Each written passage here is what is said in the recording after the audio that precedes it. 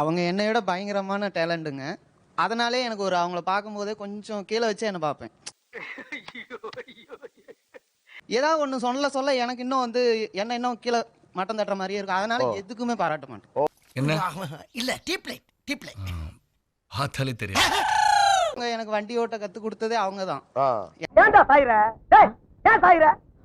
அறிவில்லாடா உனக்கு? என்னை விட படிச்சவங்க. ஓகே. எல்லாத்துலயுமே அவங்க வந்து பிளஸ். ஆமா என்ன படிச்சிருக்கேள்? எம்காம். எம்காம்.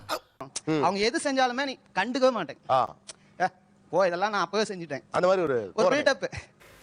எப்பா சாமி போதும்டா ஓட்டது ரீல அந்து போச்சு. அவர் வந்து உங்க அம்மா எதுக்கு அவங்கள பயமுறுத்தாம வண்டி ஓட்டினா சரி அப்படின்னு சொல்றப்ப எனக்கு கொஞ்சம் கஷ்டமா இருந்துச்சு. ரொம்ப லோல் பண்றிய. நம்மளே அரகுற அது இவ்வளவு வச்சு ஓட்டணும்னு ஓட்டுவேன். கரெக்டா வண்டி ஆஃப் பண்ணுவேன். அம்மாவாசி இருட்டுல கூட ஏன் கூட யாரு வண்டி ஓட்ட முடியாது தெரியுமா? உங்க மனைவி பத்தி உங்களுக்கு என்னென்னலாம் பெருமிதம் உண்டு? எனக்கு சமயபுரத்தம்மன்னா ரொம்ப பிடிக்கும் சார். எங்க சமயபுரத்தம்மன் இவங்க தான்.